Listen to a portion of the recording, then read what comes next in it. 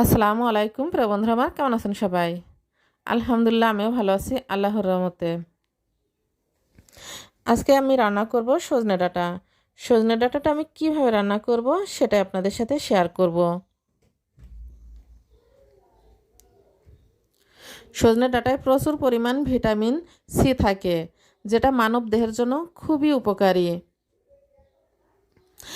সজনে ডাঁটাকে বলা হয় সুপারফুড সবজি, যা মানুষের শরীরের জন্য খুবই উপকারী। উচ্চ রক্তচাপ নিয়ন্ত্রণ করে, ঠান্ডা কাশি জ্বর নিয়ন্ত্রণ করে, ডায়াবেটিস নিয়ন্ত্রণ করে, রোগ প্রতিরোধ ক্ষমতা বাড়ায়। সজনে ডাঁটায় এত পরিমাণ গুণাগুণ আছে যেটা বলে শেষ করা যাবে না। তো দেখেন আমি সজনে ডাঁটাগুলো এভাবে কেটে নিচ্ছি। তারপরে আমি একটা আলু দেব। সজনে ডাঁটার মেন হচ্ছে মশলা হচ্ছে সরিষা। সরিষা দিয়ে সজনে ডাঁটা রান্না করলে সেরকম স্বাদ লাগে। তো আমি আজকে সরিষা বাটা দিয়েই হচ্ছে সজনে ডাঁটাটা রান্না করব। সজনে ডাঁটাটা আসলে অনেকভাবে রান্না করা যায়। মসুরের ডাল দিয়ে, মাছ দিয়ে বিভিন্নভাবে রান্না করা যায়। তো আমি আজকে রান্না করব সরিষা বাটা, তারপরে রসুন, বিভিন্ন ধরনের মশলা দিয়ে আমি হাতে মেখে রান্নাটা করব। তো ভিডিওটি দেখতে থাকেন আমি কীভাবে রান্নাটা করি। আর এত পরিমাণ ভালো লাগে এই গরমে সজনে ডাঁটা খেলে, যে এই সবজিটা বছরে একবার পাওয়া যায়। সজনেটা একবারই পাওয়া যায়।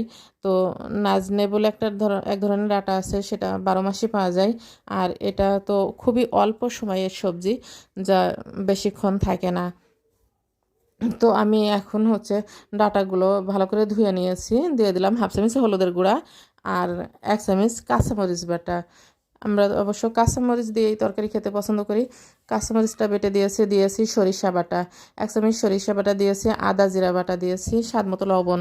তারপরে এখানে রসুন আর হচ্ছে পেঁয়াজ কুচি দিয়ে দিলাম। দিয়ে এখন আমার হাতের মুঠের 1 মুঠ রান্নার তেল দিয়ে দেবো। দিয়ে হাতে আমি মেখে নেব খুব ভালো করে। হাতে মেখে রান্নাটা আমি করব, যেহেতু এটা নিরামিষ তরকারি। আর এত পরিমাণ ভালো লাগে এই সজনেটা খেতে। আমরা অবশ্য সজনে বলি, আপনারা অনেকেই সাজনা বলে জানেন, চেনেন। তো আমরা সজনে ডাঁটা বলেই জানি। তো দেখেন এখন পানি দিয়ে দেব। পানি দিয়ে আমি চুলায় বসিয়ে দিব রান্না হওয়ার জন্য।